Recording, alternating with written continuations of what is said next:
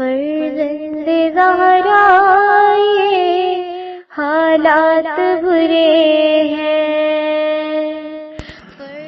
کاشانۂ بصیرت ایک ایسا مکمل یوٹیوب چینل جس پر محروم بصارت کے لیے بالخصوص اور تمام افراد کے لیے بالعموم سینکڑوں کی تعداد میں اسلامی کتب دستیاب ہیں۔ لہذا گزارش ہے کہ آپ اپنی ذمہ داری نبھاتے ہوئے کاشانۂ بصیرت کو سبسکرائب کرنے کے ساتھ ساتھ بیل آئیکن کو پریس کیجیے تاکہ آپ علم کے حصول کے ساتھ ساتھ مذہب اہل بیت کی اشاعت میں بھی اہم کردار ادا کرتے رہیں۔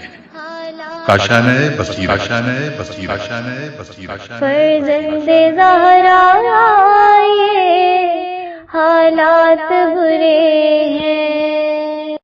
السلام علیکم معزز سامعین اکرام، کاشانۂ بصیرت کے خوبصورت پلیٹ فارم سے میں ہوں نصرت حسن، آپ کے ساتھ مل کے پڑھ رہی ہوں کتاب جس کا عنوان ہے خدا کی معرفت۔ آج ہم اس کا دوسرا پارٹ شروع کریں گے جس کی ابتدا ہم کریں گے صفحہ نمبر 19 سے، اور ہیڈنگ ہے 5واں سبب۔ کسی چیز کو سمجھانے کے لیے دنیا میں دو طریقے ہوتے ہیں، ایک اشارہ، دوسرے الفاظ۔ ایک گونگا انسان جو زبان سے کچھ نہیں کہہ سکتا اگر پانی مانگے تو اشارہ کرے گا، پانی کی حقیقت کو سمجھانا چاہے گا تو پانی لا کر دکھا دے گا، مگر ایک گویا انسان جو قوت تکلم رکھتا ہے وہ اس لفظ کو زبان سے کہہ دے گا جو اس حقیقت کو بتلائے۔ وہ عربی، فارسی، اردو وغیرہ جس زبان میں کلام کرنا چاہتا ہے اس زبان کی لفظ جو استعمال کرے گا، یہ الفاظ ذریعہ ہوں گے اس حقیقت کو بتانے کے جو دوسرے تک پہنچانا مقصود ہے۔ یہی دو طریقے ہیں جن سے دنیا کی کوئی حقیقت سمجھائی جاتی ہے۔ ان میں واضح طریقہ لفظ ہی کا ہے۔ اشارہ محدود ہے، اس میں اتنی افادیت نہیں ہے جتنی لفظ میں مضمر ہے۔ الفاظ ہی کا ذریعہ وہ ہے جو انتہائی کامیاب ذریعہ ہے حقیقتوں کو پہنچانے کا۔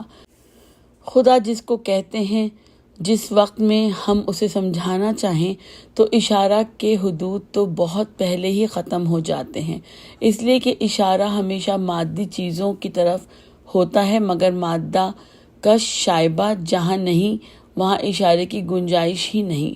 جدھر بھی اشارہ کیا جائے اسی سمت کا نقطہ اس اشارے کا مرکز قرار پائے گا۔ اس کو حکیمائے قدیم یہ کہتے تھے کہ فلک الافلاک تک جا کر ٹھہرتا ہے۔ سامنے، پس پشت، داہنے، بائیں، فوق، تحت، یہ 6 مقابل کی جہتیں ہیں جو انسان کے تصور میں آتی ہیں۔ اس کے علاوہ انہی کی درمیانی حدود ہیں۔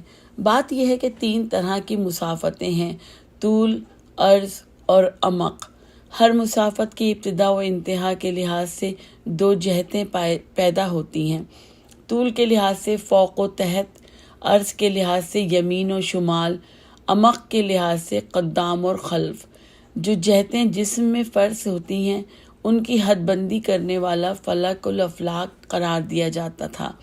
سر کے اوپر کی جانب اشارہ کیا تو یہ خط موہوم فلک الافلاک تک پہنچا، پیروں کے نیچے کی طرف اشارہ کیا تو زمین کے طبقوں کو توڑتا ہوا یہ پھر فلک الافلاک تک پہنچا۔ اسی طرح داہنے اور بائیں اور سامنے اور پس پشت، یہ تمام اشارے آخر فلک الافلاک ہی تک پہنچتے ہیں۔ اب کی تحقیقات میں فلک الافلاک کچھ نہ سہی، بہرحال فضائی محیط جس کی انتہا معلوم نہیں ہو سکی، اسی کی طرف یہ تمام اشارے جا کر منطبق ہوں گے۔ لہٰذا ان اشاروں کے حدود میں وہی چیزیں آ سکتی ہیں جو فلک الافلاک یا اس فضائے محیط کے اندر ہوں، لیکن اگر ایسی ہستی ہو کہ جو جہالت کے حدود سے باہر ہے، اس کے متعلق اشارہ کیوں کر ہو سکتا ہے؟ یہ اہل مذہب کا ایک تعبیری انداز ہے کہ انہوں نے خدا کے لیے ایک بلندی کی جہت کو مخصوص کر لیا ہے، اس لیے دعا کو بھی ہاتھ اٹھاتے ہیں تو اوپر ہی کی طرف، ورنہ حقیقتاً اس کی ذات کے ساتھ فوق اور تحت کو کوئی خصوصیت حاصل نہیں ہے۔ قرآن مجید کی ایک آیت میں یہ موجود ہے کہ ترجمہ، جدھر رخ کرو گے اسی طرف خدا مل جائے گا، لیکن یہ اعتباری حیثیت سے کچھ شایان شان نہیں معلوم ہوتا کہ پستی کی طرف اس کی نسبت دی جائے، اس لیے بلندی کی طرف ہاتھ اٹھاتے ہیں۔ پھر جب وہ تمام حدود جہالت سے بالاتر ہے تو اشارہ اس کی طرف کیوں کر ہو سکتا ہے؟ اچھا، اب دوسرا ذریعہ یعنی الفاظ کا، یہ بہت ہمہ گیر ذریعہ ہے دنیا کی حقیقتوں کے سمجھانے کے لیے، کیونکہ اشارہ مادی چیزوں میں محدود ہے، وہ بھی وہ جو ظاہری طور پر محسوس ہو سکیں۔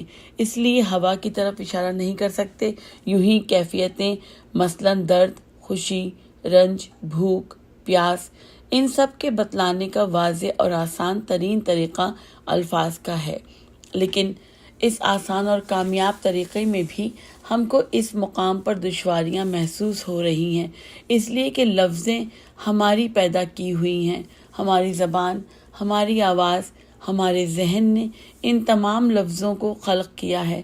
ہم نے حروف کی ایجاد کی، ان کو آپس میں جوڑا، توڑا مروڑا، ان سے الفاظ کی تشکیل ہوئی۔ ہم نے انہی اپنی ضرورتوں کے لحاظ سے ان کو ایجاد کیا، ورنہ الفاظ عالم تصور میں محدود نہیں ہیں۔ جس چیز کو سمجھانا ہوا ایک لفظ وضع کر لی، ضرورتوں کی بنا پر الفاظ کی تشکیل ہوتی گئی۔ اسی لیے آپ دیکھیے جتنا زمانہ آگے بڑھتا جاتا ہے نئی نئی ایجادیں ہوتی ہیں اور اس کے ساتھ الفاظ پیدا ہوتے ہیں۔ جب یہ ایجادیں نہ تھیں، لفظیں بھی نہ تھیں، جب ایجادیں ہوئیں تب لفظیں بھی ہوئیں۔ معلوم ہوا کہ الفاظ ہمارے روزمرہ کے ضروریات کے حدود میں محدود ہیں۔ پھر الفاظ میں اتنی وسعت کہاں ہو سکتی ہے کہ وہ اس حقیقت کو بتلا دیں جو ہماری پیدا ہونے والی ضرورتوں کے حدود سے آگے ہے۔ ہم اس کے بتلانے کے لیے مجبور ہو کر وہی الفاظ صرف کرتے ہیں جو حقیقتاً ہم نے اپنے ماحول کی مطابقت سے وضع کیے ہیں، اس لیے وہ اس کو پورے طور پر سمجھا نہیں سکتے۔ مثال کے طور پر یہ ہے کہ ہمارے افراد میں بعض کے لیے بعض چیزیں منکشف ہوتی تھیں اور بعض ان کو نہیں جانتے تھے۔ ہم نے اپنے جاننے اور نہ جاننے کے لیے عالم اور جاہل کے الفاظ ایجاد کیے، مگر یہ علم ہم میں ایک صفت کی حیثیت رکھتا ہے جو ہماری ذات سے جداگانہ ہے۔ اب اگر ہم خدا کی اس شان کمال ذاتی کو جو تمام اشیاء کے اس کے سامنے منکشف ہونے کی حیثیت سے حاصل ہے بتلانا چاہتے ہیں تو علم ہی کی لفظ کا استعمال کرتے ہیں، لیکن اس میں وہ بات ضرور پیدا ہو جاتی ہے کہ گویا یہ ذات سے الگ کوئی چیز ہے۔ یوں ہی ہم نے دیکھا کہ ہم کسی بات کو کر سکتے ہیں، اس کے لیے ہم نے قدرت کی لفظ کو وضع کیا، لیکن ذات سے جداگانہ ہونے کی خصوصیت اس میں بھی موجود ہے۔ ہمیں کسی شے کو دیکھ کر تاثر ہوتا تھا اور ہمدردی کا جذبہ پیدا ہوتا تھا۔ ہم نے اس کے لیے رحم کی لفظ وضع کی، جس کو اردو میں کہتے ہیں ترس کھانا۔ اب میں چاہتا ہوں کہ خالق کی وہ توجہ جو اس کے بندوں کی طرف ہوتی ہے، اس کی خالقیت کے تقاضے سے اس کو سمجھاؤں اس رحم کی لفظ سے، مگر ادھر میں نے رحم کہا، ادھر ایک طرح کے نفسانی تاثر کا پہلو پیدا ہو گیا۔ ہم سمجھے کہ اس کا دل بھی اسی طرح کڑتا ہے جیسے ہمارا، حالانکہ یہ غلط ہے۔ یہ چیزیں تو مزاج کا نتیجہ ہیں اور خدا طبیعت و مزاج وغیرہ سے بری ہے۔ کوئی ہماری خلاف ورزی کرتا ہے اور ناگوار طبیعت بات کرتا ہے، ہم غصہ سے بھر جاتے ہیں، دل میں معلوم ہوتا ہے شعلے بھڑک رہے ہیں، جس طرح ایک غار ہو، اس میں آگ سلگ رہی ہو لیکن منہ اس کا بند ہو، جس کی وجہ سے دھواں باہر نہ نکل سکتا ہو۔ بس یہی حالت ایک مغلوب الغضب انسان کی غصے میں ہوتی ہے۔ خدا اپنی حکمت اور نظام عدل کی روح سے نافرمان بندوں کو اپنی جانب سے سزا کا مستحق قرار دیتا ہے۔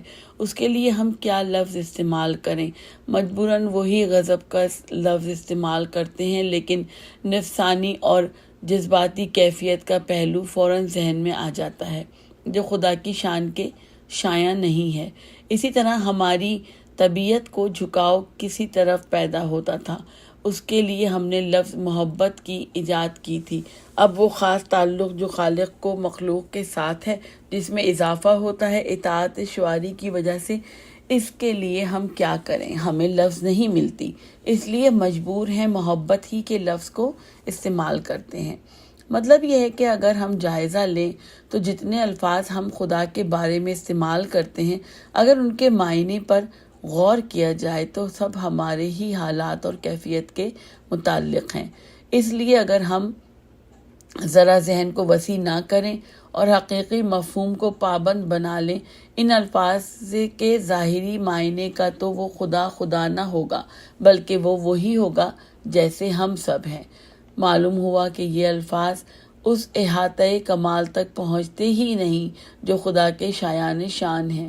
اس لیے ایک بہت بڑی مشکل انسان کو اس کے سمجھنے اور سمجھانے میں پیش آ گئی کہ ہم الفاظ وہ کہیں جن سے مادیت ٹپکتی ہے، اور مراد وہ ہو جو مادیت سے بالکل علیحدہ ہے۔ ہر لفظ میں ضرورت ہوگی کہ تھوڑا سا معنوی تصرف کریں، تب اس پر اطلاق کریں۔ نتیجہ یہ ہوگا کہ الفاظ پیچھے رہ جائیں گے اور مراد آگے نکل جائے گی۔ پھر کوئی اگر شخص اپنی عقل سے اس کو سمجھے ہوئے نہیں ہے تو الفاظ نے اس کو کیوں کر سمجھایا جائے۔ آئیے پڑھتے ہیں چھٹا سبب۔ انسان کی طبیعت کا خاصہ ہے کہ جو بات کثرت کے ساتھ دیکھے اسی کو عمومیت کا درجہ عطا کر دے۔ مثلا کسی موضوع میں 100 آدمی ہیں، وہ ایک کے متعلق دریافت کریں کہ فلاں شخص سید ہے، فلاں سید ہے، یوں ہی 80-90 آدمیوں کے متعلق وہ پوچھیں اور اسے یہی معلوم ہوتا رہے کہ وہ سادات ہیں، تو بقیہ کم تعداد افراد کے متعلق اب وہ دریافت نہ کرے گا، خود ہی یہ سمجھ لے گا کہ وہ بھی سادات ہیں، اور اب جو کہیں بیان کرے گا تو وہ کہے گا کہ فلاں موضع میں سب سادات ہی سادات ہیں۔ یہ کیا ہے؟ وہی نادر افراد کا غالب کے ساتھ منظم کرنا جو عام طور پر آسانی طبیعت میں مضمر ہے۔ اسی کا نتیجہ یہ ہے کہ انسان بعض احکام کلیہ کسی طور پر ایسے بنا لیتا ہے جو بعد تحقیقات کے غلط ثابت ہوئے ہیں، کیونکہ اس نے غالب افراد کو دیکھا تھا اور اسے معلوم نہ تھا کہ شاذ و نادر کوئی فرد اس کے خلاف بھی ہے۔ اصول استقراء یعنی غالب افراد کو دیکھ کر کلی حکم لگانا۔ اس پر جب انسان چلتا ہے اور عالم وجود میں جائزہ لیتا ہے تو کوئی چیز اس سے ویسی نظر نہیں آتی جیسا خدا کو بتایا جاتا ہے۔ وہ جہاں تک جستجو کرتا ہے ہر چیز حادث ہے، محدود ہے، مکان و محل میں پائی جاتی ہے، عوارض و صفات کی حامل ہے۔ اس کے بعد انسانی کمزوری کہلا دیتی ہے کہ جو بھی موجود ہوگا وہ ایسا ہی ہوگا۔ یہ استقراء یعنی انسان کا جزیات کو دیکھ کر حکم لگانا انسان کو خدا کے راستے سے الگ کر دیتا ہے۔ یہی وہ چیز ہے جو آج کل بہت بڑی سد راہ ہو رہی ہے۔ اس زمانے میں طبیعتوں پر استقراء کا زیادہ غلبہ ہے۔ ایک زمانہ تھا کہ آنکھوں کو بند کر کے عقل سے کام لے کر اصول بنائے جاتے تھے۔ یہ اصول اب دنیا والے پسند نہیں کرتے۔ موجودہ زمانے کے احکام جن پر سائنس کی بنیاد ہے، پہلے دیکھو پھر کلیہ بناؤ۔ اسی بنا پر آپ دیکھیں گے کہ اس زمانے میں خدا کے انکار کی آواز زیادہ دہنوں سے آتی ہے، اس لیے کہ سابق و حال کے فلسفے کا طرز استدلال ہی بدل گیا ہے۔ اس زمانے میں موجودات کو دیکھ کر کلیہ بنایا جاتا ہے۔ ظاہر ہے کہ موجودات کو دیکھ کر جو کلیہ بنے گا وہ اس دائرے میں محدود ہوگا جو ان پر ہی موجودات کا دائرہ ہے، لیکن جو چیز کہ ان موجودات کے حدود سے بالاتر ہو اور باعتبار ذات و حقیقت ان سے بالکل علیحدہ ہو، اس پر یہ کلیے منطبق نہیں ہوں گے۔ لیکن انسان کی افتاد طبع یہ ہے کہ وہ سمجھتا ہے جو کلیہ میں نے بنایا ہے وہ بالکل ٹھیک ہی ہے۔ جب وہ سنتا ہے کہ خدا اس طرح کی چیز نہیں ہے تو وہ انکار پر آمادہ ہو جاتا ہے اور کہتا ہے کہ پھر وہ کوئی چیز ہی نہیں ہے۔ آئیے پڑھتے ہیں 7واں سبب۔ انسان نے اپنے دماغ سے کچھ اجزاء جمع کر لیے ہیں اور وہ سمجھتا ہے کہ ہر چیز انہی اجزاء کے دائرے کے اندر ہوگی۔ مثلا حرکت اور سکون، ہر شے اس کے خیال میں یا ساکن ہوگی یا متحرک۔ اسی طرح مختلف رنگ، وہ کسی شے کو پوچھتا ہے کہ وہ سیاہ ہے، کہیے گا کہ نہیں تو وہ سمجھے گا کہ پھر سفید، کہیے نہیں تو وہ سمجھے گا زرد، سرخ وغیرہ۔ اسی طرح بڑائی، چھوٹائی، دوری، نزدیکی، یہ افراد اس کے نزدیک وسیع اور جامع ہیں، لیکن جب خدا کو ماننے والے خدا کو پیش کرتے ہیں تو وہ ان تمام افراد کی نفی کر دیتے ہیں۔ دنیا پوچھتی ہے وہ متحرک ہے، جواب ملتا ہے نہیں، متحرک نہیں ہے۔ تو پھر ساکن ہے؟ نہیں، ساکن بھی نہیں، سفید نہیں، سیاہ نہیں، کسی رنگ کا نہیں، چھوٹا نہیں، بڑا نہیں، دور نہیں، نزدیک نہیں۔ گھبرا کر انسان صفتیں تلاش کرتا ہے اور جواب دینے والا نہیں کی رٹ لگائے جاتا ہے۔ نہ مقدار ہے، نہ عدد ہے، نہ طویل ہے، نہ عریض ہے، نہ عمیق ہے، نہ رنگ ہے، نہ بو ہے، نہ مزہ۔ محدود الخیال انسان اس نہیں کو سن کر ایک مرتبہ کہہ دیتا ہے کہ پھر وہ کچھ بھی نہیں ہے۔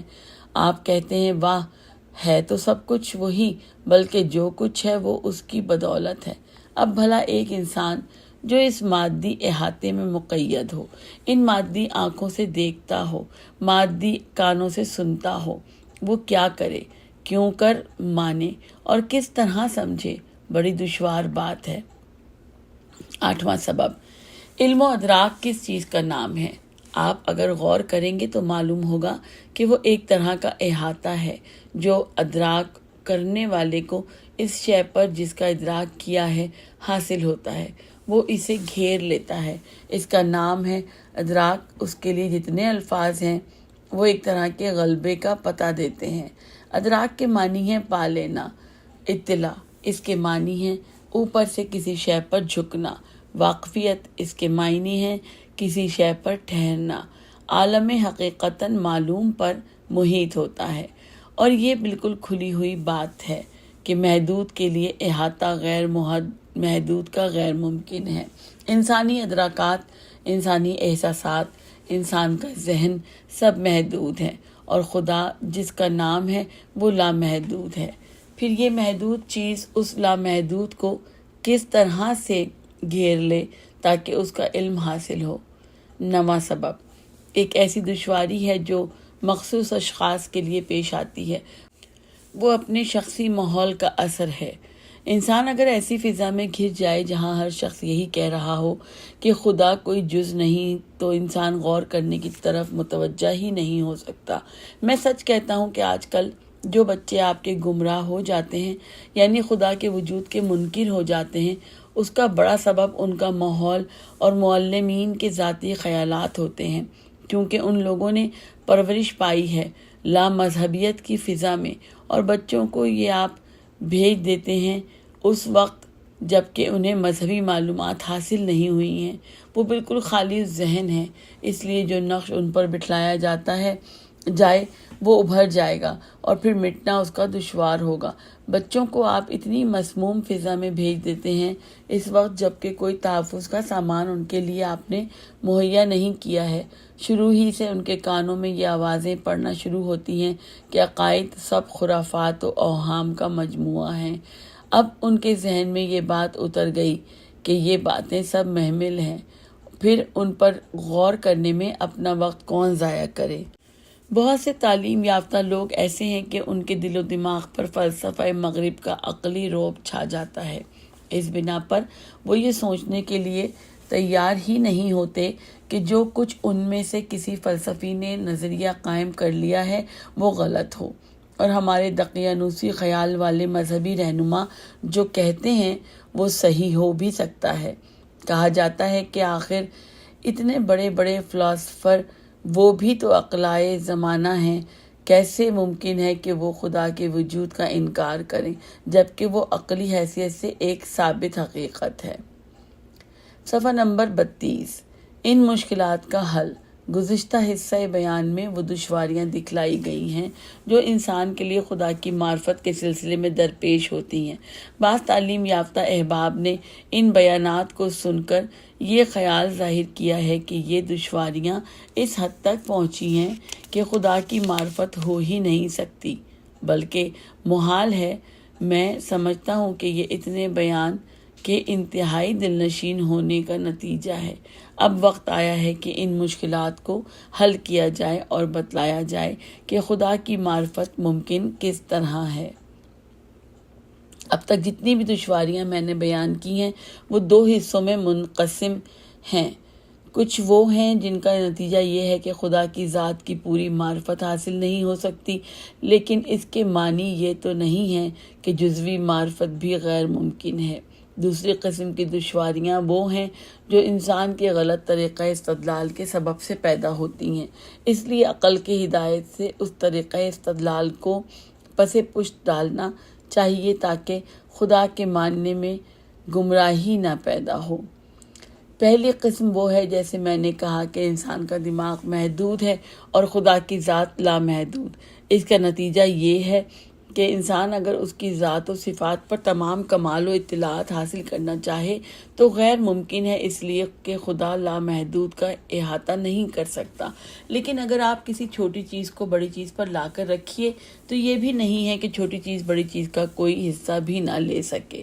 سمندر میں کوئی سوئی ڈبوئیے تو اس کے ناکے کی بساط بھر پانی اس میں ضرور سما جائے گا، اگرچہ سمندر اپنی وسعت و سمیت بے شک سوئی کے ناکے میں نہیں سما سکتا۔ پھر آپ سے یہ کون کہتا ہے کہ خدا کی ذات و صفات کا انتہائی علم حاصل کیجئے؟ مگر آپ اپنے ذہن کو اس کی ذات کی طرف متوجہ کیجئے اور غور و غوص سے کام لیجئے۔ جتنی سمائی دماغ میں ہوگی اتنی تو معرفت اس کی حاصل ہو ہی جائے گی۔ پھر انسان کا دماغ بھی عجیب نوعیت رکھتا ہے، یہ خود بڑھانے سے بڑھتا ہے اور گھٹانے سے گھٹتا ہے۔ انسانی دماغ کی وسعت کوئی مادی وسعت تو ہے نہیں، نہ یہ سمائی مادی سمائی ہے، یعنی معلومات اس میں یوں تو آتے نہیں جیسے ڈبیا میں پان بھرے جاتے ہیں۔ یہ انسانی دماغ غور و فکر کرنے سے بڑھتا ہے، اور جتنا بڑھے گا اتنی سمائی زیادہ ہوگی۔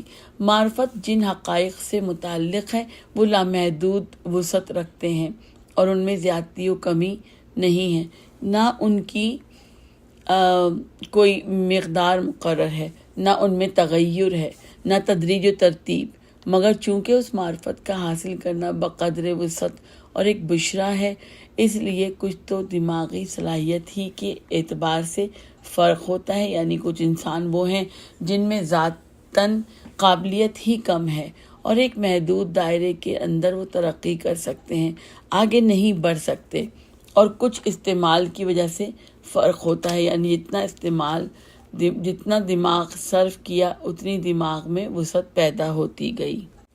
ہر دور میں یہ مکلف ہے اور اس کا فرض ہے اتنی ہی معرفت کا جتنی اس کے دماغ کے لحاظ سے اس کے امکان میں ہے، اور پھر اس کے آگے بڑھنا اس کی صحیح و طلب سے متعلق ہے۔ جتنا بھی آگے بڑھ جائے پھر بھی یہ محدود ہے اور وہ لامحدود ہے۔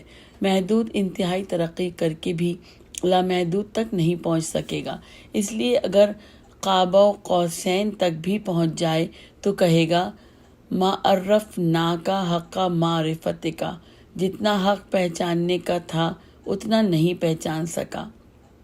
اب اگر انسان کے دماغ میں صلاحیت ہی کم ہے تو اس کو سزا نہ ملے گی اس درجے تک نہ پہنچنے پر جو اس کے امکان سے باہر تھا۔ اس معنی سے کہا گیا کہ ایمان کے درجے ہیں۔ سلمان فارسی اگر 9 درجے پر ایمان کے فائز ہیں تو ہوں، ہم میں سے ہر ایک اس کا مکلف نہیں ہے کہ اتنی ہی معرفت حاصل کرے جتنی سلمان کو حاصل تھی، اور اگر صلاحیت بالکل نہ ہو تو ذمہ داری بالکل نہیں ہے۔ جیسے دیوانہ یہ حقیقتاً انسان نہیں ہے، جیسے دوسرے جانور ویسے وہ، کیونکہ انسانیت در حقیقت نام ہے اس باطنی شے کا جس کا نام ہے قوت ادراک۔ وہ اگر معدوم ہے تو صورت انسان کی سی ہو، لیکن حقیقت میں وہ انسان نہیں ہے، اس لیے اس پر کوئی تکلیف نہیں ہے۔ کسی نے دیوانہ سے نہیں کہا کہ تو خدا کی معرفت کیوں نہیں حاصل کرتا۔ بس جب ہم کو ایک فرد کامل کوتاہی دماغ کی مل گئی، یعنی مجنون، اور اس کا نتیجہ ہم نے دیکھ لیا، تو اسی سے ہم درجے قرار دے سکتے ہیں اور اسی کے لحاظ سے احکام میں توازن قائم کر سکتے ہیں۔ ایک نیم دیوانہ یعنی مجنون اور عاقل کے درمیان منزل رکھنے والا انسان، جس کو کہتے ہیں یعنی خبتی، اس سے کم درجے والا یعنی کمزور عقل رکھنے والا، جس کو کہتے ہیں احمق اور بیوقوف۔ ہر ایک میں ذمہ داری اس مقدار بھر ہے جس قدر اس کی عقل ہے۔ اس کمزور عقل والے انسان میں یہ صلاحیت ہی نہیں ہے کہ وہ زیادہ سمجھ سکے، تو کیسے اس سے یہ چاہا جا سکتا ہے کہ وہ بو علی سینا بن جائے۔ وہ بس جس قدر اپنی امکانی کوشش صرف کر کے سمجھ لے وہی اس کی آخری حد ہے۔ اس کو سزا نہیں دی جا سکتی کہ تم نے اس سے بڑھ کر کیوں نہ حاصل کیا۔ بے شک اسے جزا کا بھی اس سے زیادہ استحقاق نہیں ہے، یعنی اس کو ایسا اعزاز دیا جائے جو اس کی شان سے بالاتر ہے۔ اس کی کوئی وجہ نہیں ہے۔ ہم نے مانا کہ وہ بے قصور ہے، اس کا نتیجہ صرف اتنا ہے کہ اسے سزا کا مستوجب نہیں ٹھہرایا جا سکتا، لیکن کوئی ایسا عہدہ و منصب یا اعزاز و اختصاص جو نتیجہ ہے ایک خاص درجے کے کمال انسانی کا، وہ اس ناقص شخص کو کیوں دیا جائے؟ فرض کیجئے کہ آپ نے کوئی انعام مقرر کیا ہے اس شخص کے لیے جو ایک خاص سوال کو حل کر دے۔ اخباروں میں اس طرح کے انعاموں کا آج کل بہت اعلان ہوتا رہتا ہے۔ اب اگر کوئی شخص اس سوال کا حل نہ کر سکے اور مان لیجئے کہ محنت کی کمی یا غور و خوض میں کوتاہی کی وجہ سے ایسا نہیں ہوا، اس نے رات بھر دن بھر غور کیا، کوشش کی، مگر اس کے دماغ میں صلاحیت ہی نہیں تھی، بیچارہ ہے، ضرور وہ قابل رحم۔ بے شک اگر کوئی اسے سزا دینا چاہے، اسے قید کرے، مارے، تکلیف دے، اس بات پر کہ اس نے سوال کا ٹھیک جواب نہیں دیا، تو یہ اس پر زیادتی ہوگی، ظلم ہوگا، لیکن وہ انعام اس کو مل جائے گا۔ اس کی کوئی وجہ نہیں ہے۔ اگر آپ نے وہ انعام اس کو دے دیا تو یہ ان لوگوں کے ساتھ ناانصافی ہوگی جو قابل اور لائق تھے اور جنہوں نے سوال کا واقعی صحیح جواب دیا تھا۔ یوں ہی سمجھ لیجئے ثواب کو، جس طرح مجنون سے عقاب ساقط ہے، اسی طرح کوئی وجہ نہیں کہ اس کو ثواب عطا کیا جائے۔ کہیے کہ وہ بیچارہ ہے، بے بس ہے، بے شک ایسا ہی ہے، مگر اس کے لیے اتنا کافی ہے کہ اس کو سزا نہ دی جائے۔